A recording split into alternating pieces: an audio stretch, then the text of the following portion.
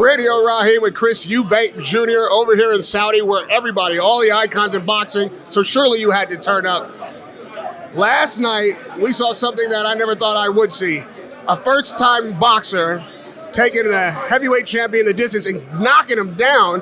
When you saw the knockdown, what was the first thought that came to mind? Is this real life? How is this happening? How have we come to this? Tyson obviously underprepared.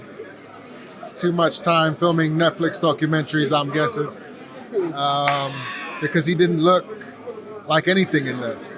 You know, he wasn't active. He wasn't imposing his size and his boxing ability. You know, a guy that's never had a fight before, able to go in there and compete, and sometimes dominate rounds or parts of rounds. You know, it's insane.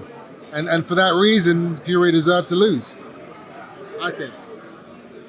With that said about Fury's performance, what about Ngannou's performance? Were you impressed by what he was able to deliver in his first fight? You have to be impressed. The guy's never had a boxing match before. And his first fight, he's in with one of the pound-for-pound greats, so people like to say, and takes him 10 rounds and knocks him down. It's incredible.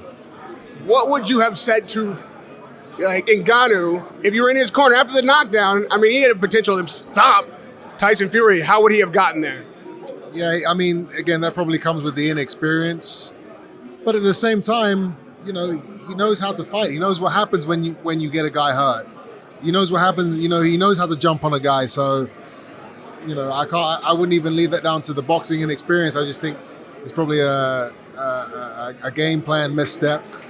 But yeah, listen, he done himself proud, man. Would you advise Tyson Fury to fight on the 23rd of December against Alexander Usyk for the undisputed? Sure, why not?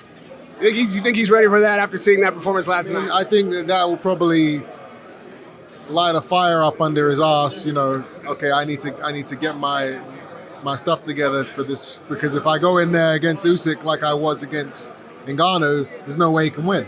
Does it change your assessment of that fight, what you saw last night? For sure. Now I think Fury is probably an underdog.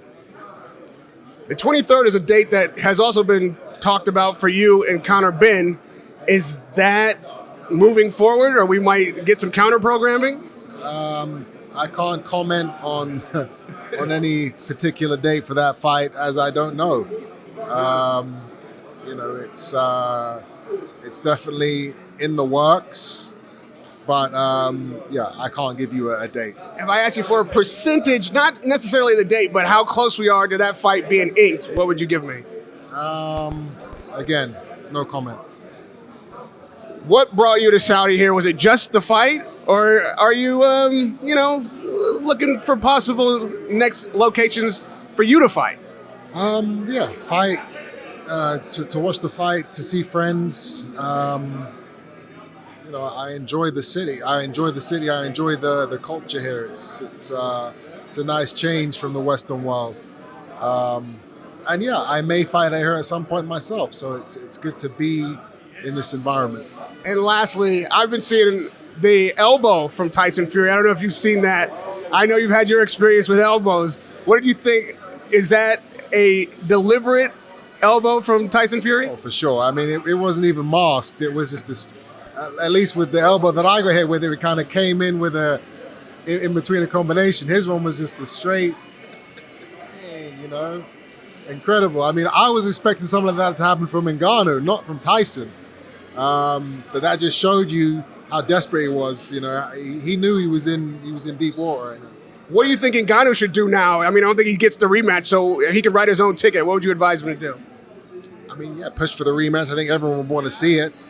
I think now he has a claim to be, you know, kind of in the mix with the heavyweights in the top heavyweights in the division after what happened. So, you know, I would say stay in boxing. People want to see him. You put him top 5 or top 10 heavyweight? I don't know. I don't know. But for what he did against Tyson Fury, he's supposed to be number 1. I guess you kind of have to rank him in the top 5. Who would you like to see him fight? I think any of the top guys. I think Wilder, AJ, Usyk. I think it'll be fun to watch him go up against all these guys, man. Well, it'll be fun to watch you fight. I hope we do get that fight soon. We've been waiting for it for some time. Thanks for giving me the time tonight. Radio Rahim with Chris Eubank Jr.